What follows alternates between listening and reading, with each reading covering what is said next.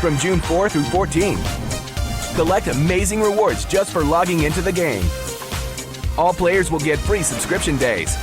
As Wargaming said, you are able to log into the game on June 4th and get a free subscription for the Strv 81, which is honestly really, really cool. It looks like you're not only getting the tank, but you're also getting the legendary camo with it, which I actually think the camo looks fantastic. So, in today's video, I'll be letting you know everything you're going to want to about the Strv 81. Its armor, gun, and overall capabilities on the battlefield, whether this is a good premium or one that you shouldn't really care too much about. At the end of the day, even if you don't like the tank, because it's a collector, you can still sell it for 3,750 gold, which is pretty nice, actually. It's just a free, basically, $5 worth of gold. Nobody can really complain. So let's talk about the vehicle stats. First of all, we have the gun, which is actually incredible. It's got 2.5 seconds of aiming time and 0.299 dispersion with 2,400 DPM. All of those values are really good. When you take a look at the pen, 230 on the standard, 260 on the premium, this tank has really good levels of penetration, and its damage per shot, while not high at only 200, does give a very sustainable level of fire at only a 5-second reload. I am running calibrated shells, but if you're running gun rammer, especially with the nerfs to it, I can't really say it's all too effective. When it comes to gun depression, you're sitting at 10 degrees, and mobility-wise, the tank reaches a top speed of 50 and reverses at 20 with a power to weight of 20. So, it's mobile, it's got a great gun, solid DPM, placing it as one of the higher DPM mediums in Tier 8. Overall, really, really good in that regard. And then we make our way over to the armor profile, which is a lot of you probably want to see. So, yeah, it's all pretty bad. 127 and 115. This is a classic Centurion at best. So you're not going to be getting a lot of bounces on the hull. The sides can be a little troll because of it being angled, but again, you're not going to be getting too many bounces on the side of this tank. It's pretty weak and overall nothing all too impressive. It's really the turret armor that is the major strength, and this thing's got a lot of it. 240 mils of turret armor. Even loading gold, we can see that it's still quite red, and if you're using gun depression, it's going to be a tricky tank to cut through. The roof of this vehicle does not have a weak spot, as we can see. It is an auto ricochet, and not only that, but the whole mantlet is just really, really tricky to cut through in general. So the turret is fantastic. The hull is really bad. You're going to have to be careful, because if you just even slightly show the little utmost corner of your hull, you're still going to be penned in the vehicle, as it's not really possible to hide that as a weak spot. But overall, the armor on the Strv 81 is actually really nice, especially if you're using the turret properly. And when you pair that with the DPM and level of accuracy this tank has, overall, it's a fantastic Tier 8 medium. So let's see what this vehicle can do on the front line. Arrive in our first game, we have an ISU, KV-5, some Avente, T-44, Tornvon. Wow, they got a lot of nasties. Thankfully, we only have to deal most likely with the T-44 and AMX 1357. We have an STG as our teammate, so we do have an advantage on medium side, as we have 2 Tier 8s and they only have a Tier 7 and Tier 8. Alright, well, we can get a good feel for the mobility here, and yeah, as I said, the power to weight's pretty good. It accelerates, yes. It accelerates all the way up to 50 kilometers per hour pretty quickly, which is fairly nice. I remember when Centurions used to only go around 45, so it's a little nice change of pace to go upwards of this speed. Alright, we are going to head right into this bush in front of us, and anybody here? I am expecting to see something poking off to the side. Well, maybe not. There's a tank in the base, which means that I would expect either the T-44 or AMX 1357 has made their way into the base cap. A rather interesting move, and there you go. We do indeed have the AMX 13 in the base, and we also have the Semovente over here as well. Well, that is not ideal. The SMV shoots, and we're just going to poke him as well. We're going to get a nice shell on ourselves. There you go, one nice shot. We're going to move up a bit more. SMV shoots again, and we are going to get a shell in of our own. Okay, well, we have the AMX off to our flank, and there you go. Nice 209 shell. The SMV is dead already, which is obviously quite nice. We're going to load in an HE shell. However, it does not end up penetrating. Okay, well, that's not great. We do get a nice shell into the T-44, and he also manages to bounce us, which means we're going to reload in just a moment, and we finish him off. Okay, well, that was pretty good stuff overall. As we can see, the gun on this tank doing its trick. 294 damage, high explosive shell into the enemy AMX, which is also very, very nice. 174, as we couldn't HE through the little fence there. Got the ISU in the distance, but I mean, you can see a great example of this tank's DPM and overall gun. It's really, really good. I really like this tank's gun. Its on-move is kind of mediocre, as you'll notice, but it's not that big of a deal because once you're sitting still, this tank aims in incredibly fast. We've taken 200 off the Smasher. We've taken 400 off the Smasher. He shoots. He's pulling out into the open now. That's 600 off the Smasher. Tornvon is going to try and shoot me, and I'm not going to allow that to happen again.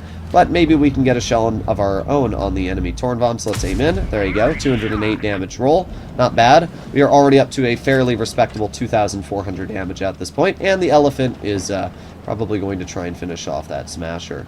I really don't care about the Smasher. I'm going to pull over this way, and I'm hoping that he overpokes in front of the Elephant. Let's see what happens here. Let's just keep on going. Smasher is indeed going to shoot at the Elephant. We get a shell of our own, and he gets cleared. We're going to make our way behind the KV-5, and we're going to wait for our gun to stabilize. There you go. 99 damage shell into his tank. And at this point, all that's left is the enemy Tornvon. He rams me, loses actually a pretty sizable chunk from that ram. We get another shell into his lower plate, and he's dead. Alright, well at this point, all that's left is the enemy ISU-152. For some reason, being spotted all the way over here. But we've already dealt over 3,000 damage, which is pretty solid. And we're going to use that good mobility to make our way just that little bit more into the front line. We get one shell into the ISU, and because his tank has pretty good turret armor, I'm not worried about him shooting me. There you go. We get a clear. 3,500 damage, a very solid first game for this tank, and a great showcase of why the Strv is actually a rather capable tank. I mean, yeah, the armor is nothing incredible, and if you don't know how to work the vehicle haul down, you probably are going to struggle. But we did top on the team, we did double the next highest, and as you're going to see, we also netted a boatload of credits, sitting at 131,000, and that's without any credit boosters, I should mention. So let's do one more game, and let's see if the Strv can keep it up. Alright, well, we're on Lagoon, which is an okay map. We have a T-43, T-71, Panther 2 up against us. And what do I have in terms of mediums? A Progetto, oh boy, and an LTG. Oh, rat. I feel like whenever anybody's playing that tank, they're destined to not be good. I mean, look at it. Yeah. Oh, my. Looks like you drop-kicked a baby down a flight of stairs. Alright, well, we are going to make our way over wide to the medium flank here, and then we're going to try and make it up this ramp. I feel like that is the ideal position that we can put ourselves in. So, not seeing anything yet. Weird. Well, we got the Charlemagne in front, and, well, we'll test the armor. He does not pen us. He does 130, so that's actually pretty good. Okay, well then. A little cringe, but not that big of a deal. At least we do punish the Charlemagne a little bit. We have the Panther, who drives out in the open to shoot at my teammate, and... oh, unfortunate. Okay, well, we got the Charlemagne over here again, and there you go. Another nice shot. He misses. Then we got the T-43 poking. There you go. This is where the solid DPM of this tank feels fantastic, because you just get out shot after shot after shot, which is really, really nice, obviously. We have the IS-6 down low. As much as I'd like to push the IS-6, just not going to happen right now.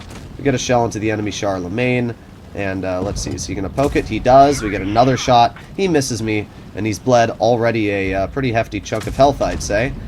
This gun's kind of weird, though, you'll notice. Like, it's really accurate, but it also decides to miss some very, very easy shots, if you ask me. Let's see, Charlemagne thinks he's hot stuff. He's going to drive down over here. We're going to drive past all of this. He's going to miss me, and... well, I don't want to be shot by the VK-168. What I want to do is I want to make my way up here. I want to get behind the Charlemagne, just like so. And we're going to see if we can bleed him out. So let's angle the hull.